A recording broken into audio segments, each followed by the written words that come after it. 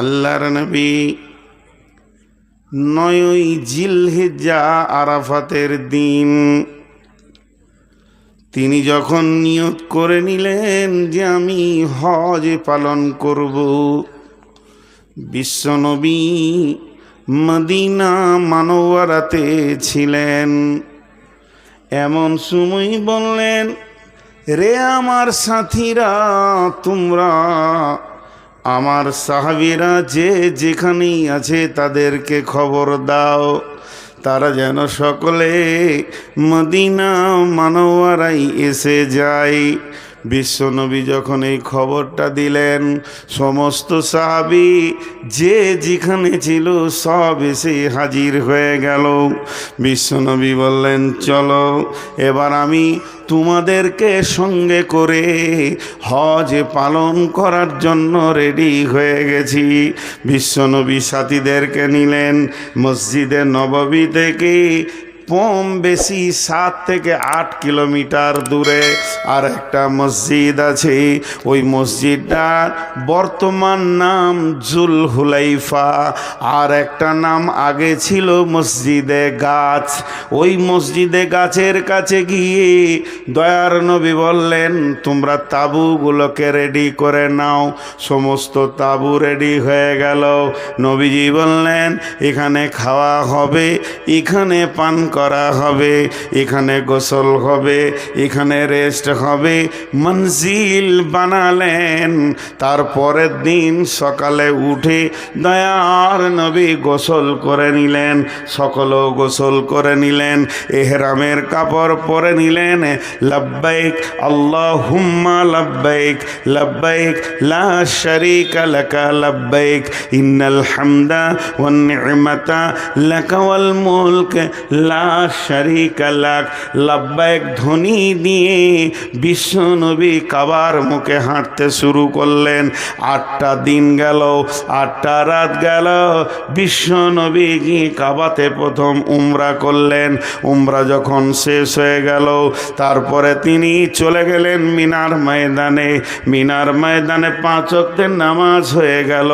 মিনার ময়দানে নামাজ সেরে এরপরে বিশ্বনবী চলে গেলেন 9 জিলহিজ্জা আরাফাতের ময়দানে। হযরতে বেলাল আজান দিলেন। একটা আজান হলো, বিশ্বনবী জোহরের নামাজের সালাম ফিরলেন। ডান দিকে সালাম ফেরার পর যেই বাম দিকে সালাম ফিরেছেন, আবার বেলাল পেছনে উঠে তাকবীর দিয়ে দিলেন। আসরের সালাত হয়ে গেল। জোহর আসর যখন হয়ে গেল, দয়ার নবী তার দলকে ফেরে একদম আরাফাতের মধ্যবর্তী জায়গা জাবালে রহমতের কাছে গেলেন। সেখানে যাওয়ার পর বিশ্বনবী ঐতিহাসিক বক্তব্য দেবেন, কে কেমন করে থাকবে বলতে শুরু করবেন। কিন্তু এমন সময় কোরআনের একটি আয়াত নাযিল হয়ে গেল। বিসমিল্লাহির রহমানির রহিম। আল ইয়াওমা আকমালতু লাকুম দীনাকুম ওয়া আতমামতু আলাইকুম নি'মাতি ওয়া রাযীতু লাকুমুল ইসলাম দীনা। বিশ্বনবী উটের উপরে চড়ে 1.5 লক্ষ সাহাবীকে লক্ষ্য করে বক্তব্য শুরু করেছেন। এমন সময় জিবরাইল আমিন এসে বললেন, বিসমিল্লাহির রহমানির রহিম। আল ইয়াওমা আকমালতু লাকুম দীনাকুম ওয়া আতমামতু আলাইকুম নি'মাতি ওয়া রাযীতু লাকুমুল ইসলাম দীনা। এটা কোরআনের শেষ আয়াত। এরপরে আর কোনো আয়াত আসেনি।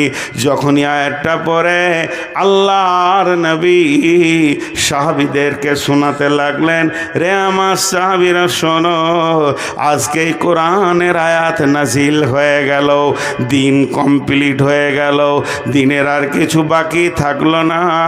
এই কথা যখনই শুনেছেন, ডান দিকে সিদ্দিকে আকবর আবু বকর দাঁড়িয়ে আছেন, বাম দিকে ফারুকে আজম উমর ফারুক দাঁড়িয়ে আছেন। হযরত উমর বাচ্চা ছেলের মতো কাঁদতে শুরু করে দিলেন।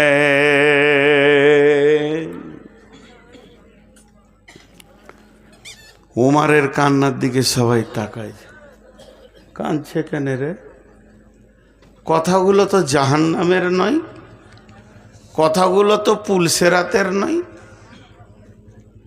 আয়াতটা তর্জমা কি? আজকের দিনে তোমাদের দিন কমপ্লিট করে দেয়া হলো, তোমাদের নিয়ামত পরিপূর্ণ করে দেয়া হলো, আর এই ইসলাম নামে দিনের ওপরে আল্লাহ রাজি আছেন। এখানে তো জাহান্নামের কোনো কথা নাই। একটু মনোযোগ, একটু মনোযোগ, 2 মিনিট টাইম দেন আপনারা আমাকে। তো হযরত উমর কাঁদতে শুরু করলেন। সাহাবীরা প্রশ্ন করে বসলেন উমরকে, উমর তুমি কাঁদছো কেন? উমর তুমি কাঁদছো কেন?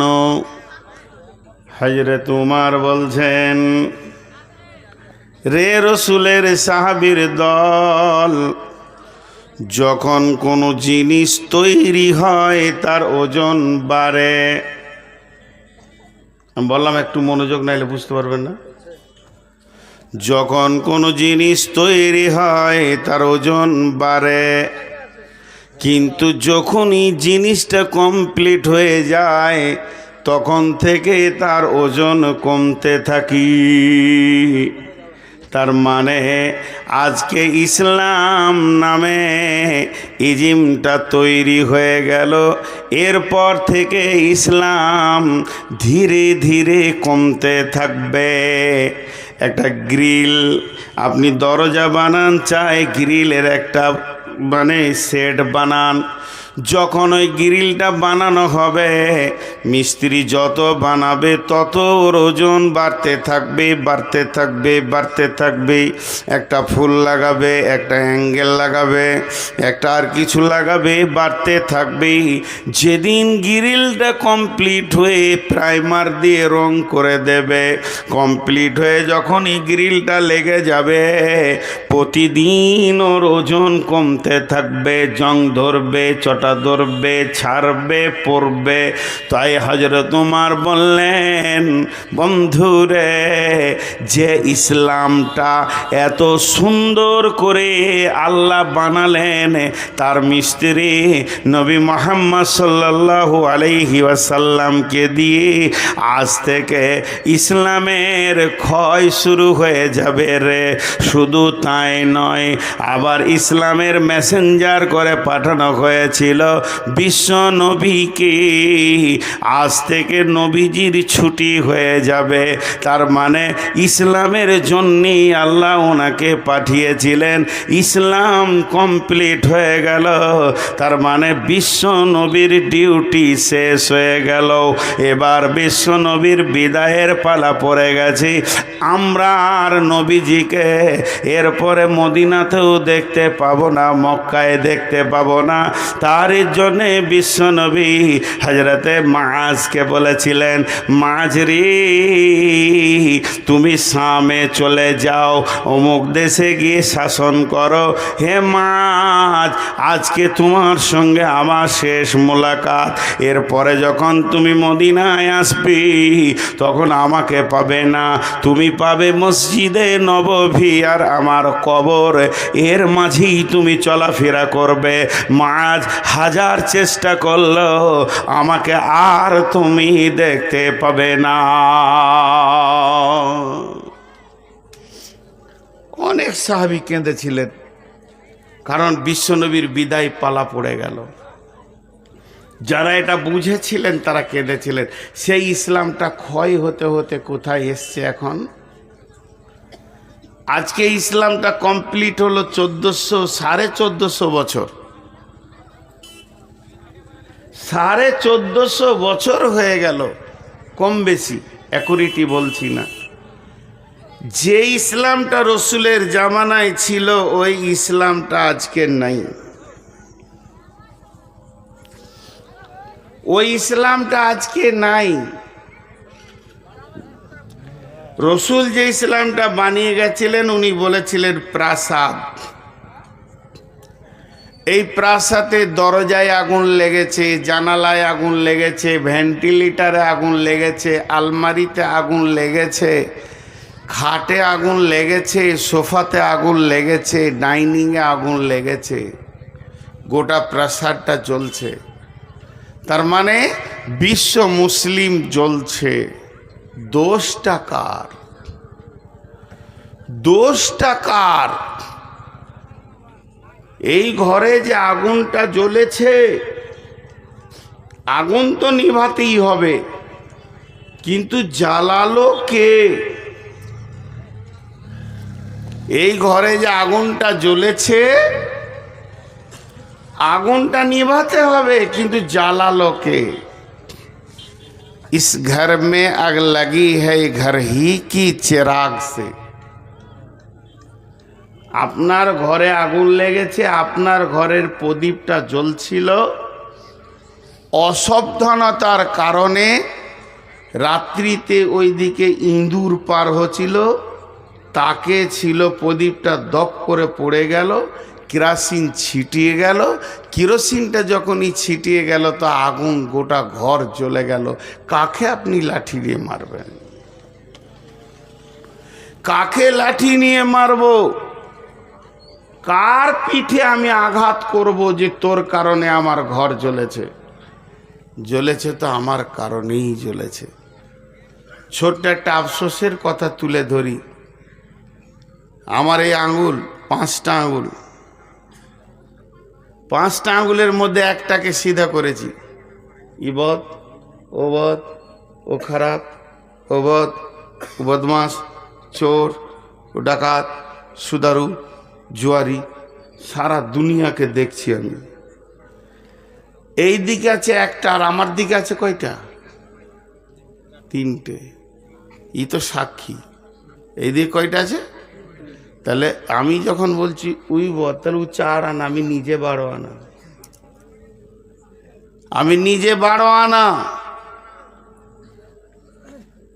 আমাদের বর্ধমানে মেয়েদের একটা কথা আছে, সরা বুঝেন? সরা, সরা বুঝেন? মাটির ঘড়াকে সরা বলে, ভালো বাংলা। আর পিতলের ঘড়াকে ঘড়া বলে। তো একটা হলো কলসি বলে, কলসি বলে, ওদের কলসি বলে। তাহলে আমি আজকে মুখস্থ করি, কালকে জালসাটা করবো। ঘড়া আর একটা হলো সরা। সরাটা মাটির, ঘড়াটা পিতলের। আর বাড়িতে আছে 2টে বেটি, মেয়ে ছেলে। একটা হলো বেটি আর একটা হলো বৌমা। বউ ভেঙেছে সরা, মানে মাটির হাঁড়ি একটা ভেঙে দিয়েছে, 20 টাকা দামের। হয় পাড়া পাড়া। শাশুড়ি খালি লোককে বলছে, ভেঙে দিলে, সংসারকে ভেঙে শেষ করে দিলে। ও আর মুখকে বন্ধ করে। আর নিজের বেটি ভেঙেছে ঘোড়া, তো ঘরে থাকে ভরা, ও কথা কাউকে বলে না। বেটি ভেঙেছে ঘোড়া, ঘরে থাকে ভরা। বউ ভেঙেছে সরা, হয় পাড়া পাড়া। সব থেকে বড় বিবেচক ব্যক্তি ওই যে নিজের বিচার নিজে করতে পারে। চলেন একটা যুদ্ধের ঘটনা শোনাই। বিশ্বনবী বেঁচে আছেন, এটা নবীজি মরার পরের ঘটনা নয়, স্বয়ং হায়াতে নবী বেঁচে আছেন। সাহাবীরা যুদ্ধ করতে গেছেন, 1 দিন নয়, 2 দিন নয়, 3 দিন ধরে মহড়া চলছে, এখনো বিজয়ী পতাকা তুলতে পারছে না। সাহাবীরা চিন্তা করলেন, মাবুদ, আমার এতটুকু আমরা কোন ত্রুটি করেছি যে আমাদের শক্তি এত দুর্বল হয়ে গেল কেন? সাহাবীরা আপসের মধ্যে মাসোয়ারায় বসে গেলেন, নিশ্চয়ই আমাদের কোনো ত্রুটি আছে, তাই আমরা বিজয়ী পতাকা তুলতে পারছি না। ত্রুটিটা এমন নয় যে ফরজ নামাজ পড়েনি, ফজরের নামাজ পড়েনি, জোহরের নামাজ পড়েনি, এমন ত্রুটি নয়। জিহাদে যেমন নামাজ হয় কসর করে করে অমনি নামাজ হয়ে গেছে, কিন্তু কোনো রকম কিছুই খুঁজে পাই না। শেষকালে খুঁজে পেল যে আমরা 3 দিন মেশোয়াক করিনি, দাঁতন করিনি। এটা একটা সুন্নত, এটা সুন্নতে রসুল। 3 দিন দাঁতন না করার কারণে আমাদের আল্লাহ এমন নারাজ হয়ে গেছেন, আমাদেরকে আর বিজয়ী ময়দানে আসতে দিছে না। তখন তারা করল কি, তারা পরামর্শ করে বলল আগামীকাল সকালে উঠে প্রথম কাজ হবে মেশোয়াক করা, দাঁতন করা। একজনও যেন মেশোয়াক বাদ না যায়। এবার তারা হাঁসুয়া কোথা পাবে, কাতি কোথা পাবে, এত 7-5 ভাবা বাদ দিয়ে লাফ মেরে মেরে গাছের ডালকে ধরছে আর মুচড়ে মুচড়ে ভাঙছে আর দাঁতন করছে। এই দৃশ্যটা দেখে প্রতিপক্ষ বেঈমানের দল বলছে আজকে খেপে গেছে, কাউকে ছাড়বে না, জানে বাঁচবে না। পালা, ময়দান ছেড়ে তারা পালিয়ে গেল। আল্লাহ রসুলের সাহাবীরা পতাকা তুললেন। তার মানে একটা সুন্নতের কত মজবুতি, ক্ষমতা, একটা দেশকে যুদ্ধে বিজয়ী ঘটিয়ে দিয়েছে এবং বিজয়ী পতাকা তুলে দিয়েছে। একটা সুন্নতের কতটা মজবুতি রয়েছে। তাই জিহাদের ময়দানে আপনি যাবেন, কি কি সঙ্গে নেবেন, কোন জিনিসটা নিতে হবে, ঢাল নিতে হবে, তলোয়ার নিতে হবে, বর্ষা নিতে হবে, জি হ্যাঁ নিতে হবে।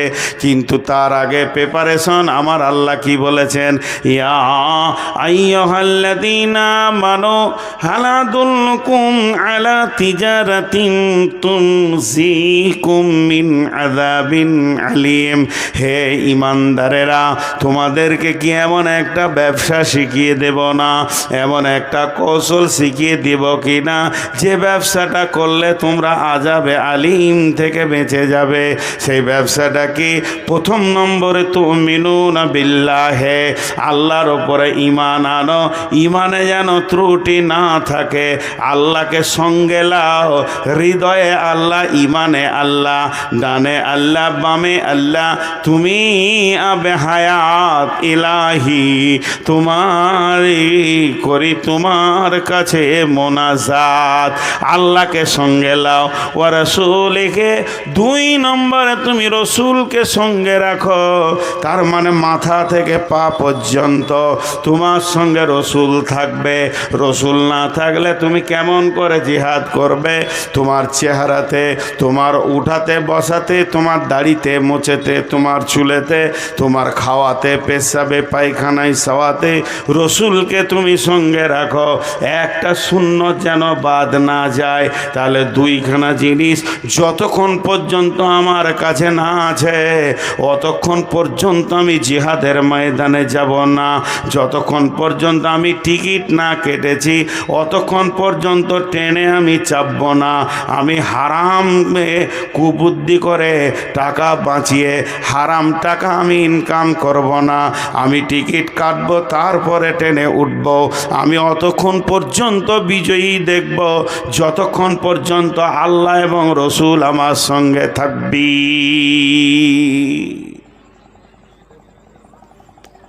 আমি এখন একটা ছোট প্রশ্ন করব আপনাদেরকে, বুঝে না বুঝে উত্তরটা দিয়ে দিবেন, না বুঝেও দিয়ে দিবেন।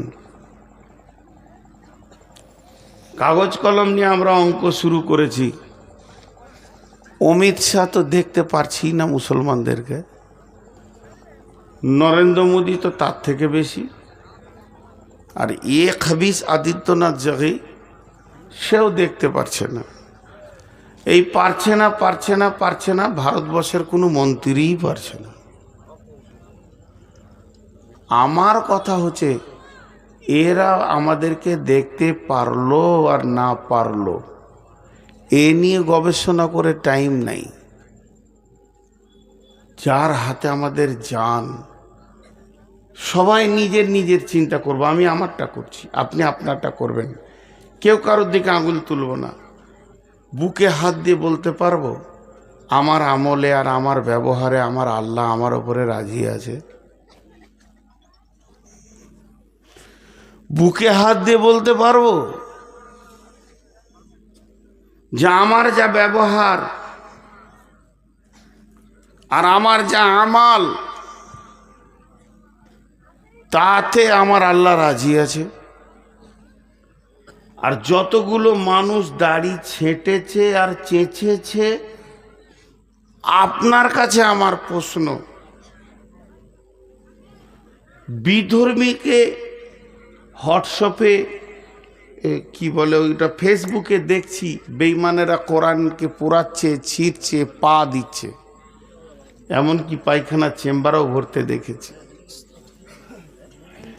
মুসলমান হিসেবে আপনার দিলে যতটা কষ্ট হচ্ছে আমার তার থেকে কম হয়নি, কষ্ট হচ্ছে। কিন্তু তার কাছে ঈমান নাই, সে তোটা করবেই। কিন্তু তার কাছে ঈমান নাই, তার জন্য সেটা অনেক আসান, সে করবেই। তা আমরা যে ঈমানদার, যে কটা লোক এখানে বসে আছি, আমি সহ, আমার গালের দাড়িটাকে চেয়েছে নামিয়ে ওটাকে প্লট তৈরি করেছি। একবার বলেন যে এটা কে এসে আপনার দাড়িটা নামিয়েছে? একবার বলি। নিজের বুকে হাত দিয়ে দোষ অন্য জাতিকে দিব না। তারা তো হিন্দু, তারা খ্রিস্টান, তারা ইহুদি, তারা নাসারা, তারা মাজুসি, তাদের কোনো দলিল নেই। আর আমি অতটাই খুশি যে নাপিত আমার দাড়িটা কেটে দিচ্ছে, ওকে আবার 20টা টাকা দিচ্ছি। তুই কাজ করেছিস, আমার রসুলের সুন্নতকে কেটে নামিয়েছিস। এই জাতি বিজয়ী হবে। আগুনটা কে লাগিয়েছে ইসলামে? আত্মসমালোচনা করি একটু। কে লাগিয়েছে? যে কটি যুবক আছে, আমার 53 বয়স, একটা আমার বেটার বয়সে, আমার ছেলের বয়সে, যদিও ছেলে, তা আমি হাত দুটা ধরে বলছি, বাপ তোমার ওই মাথার চুলটা ইহুদিদের, তোমার ওই মাথার চুলটা ইহুদিদের। এখন তুমি ইহুদিকে ভালোবাসো না নবী মুহাম্মদ সাল্লাল্লাহু আলাইহি সাল্লামকে ভালোবাসো?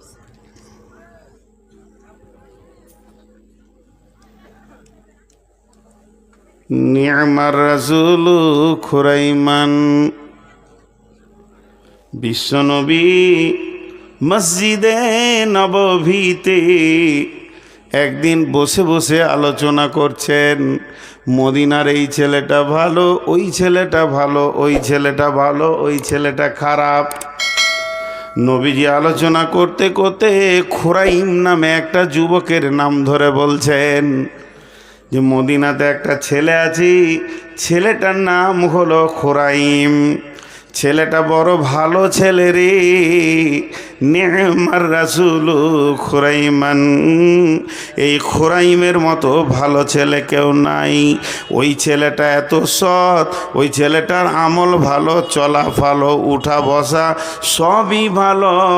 আবার যিনি সার্টিফাই করছেন, যিনি সার্টিফিকেট দিয়েছেন, তিনি জানামানা ব্রেনের মানুষ নন, তিনি হলেন আখিরি পয়গাম্বার নবী মুহাম্মদুর রাসূলুল্লাহ সাল্লাল্লাহু আলাইহি ওয়াসাল্লাম। এনি বলছেন খুরাইম হলো সব থেকে ভালো ছেলে, কিন্তু ওর 2খানা ত্রুটি আছে, ওর ভিতরে 2টি ভুল আমি দেখতে পাই। একটা ভুল হলো মাথার চুলটা এত বড় রেখেছে যে গর্দনের ওপর দিয়ে বয়ে চলে গেছে। আর একটা ভুল ওর আমি দেখতে পাই, পায়জামাটা এত নিচে পর্যন্ত পরে যে গুড়হালিটা ঢাকা গেছে। এই খবরটা রসুল বললেন, এই আলোচনাটা রসুল করলেন। এটা মসজিদের ভিতরে আলোচনা হলো, সীমাবদ্ধর ভিতরে আলোচনা হয়ে গেল। তারই মধ্যে কেউ শুনে এই খবরটা খুরাইমকে বলছে, খুরাইম রে, তোর ব্যাপারে রসুল কি বলেছে জানিস কি? যে উনি বলেছেন নি'মার রাসূল খুরাইমান। মদিনার ভালো ছেলেদের মধ্যে একটা ছেলে হলো খুরাইম। কলজেটা বড় হলো, মনটা বড় হলো, আমাকে বিশ্ব নবী ভালো বলেছেন। তখন এত কলিজাটা বড় হয়েছে, খোরাইম আনন্দে তার চেহারার মধ্যে ভেসে উঠেছে। কিন্তু আবার ওই লোকটা বলছে, বিশ্ব নবী বলছেন খোরাইম যত ভালো হোক না কেন, খোরাইমের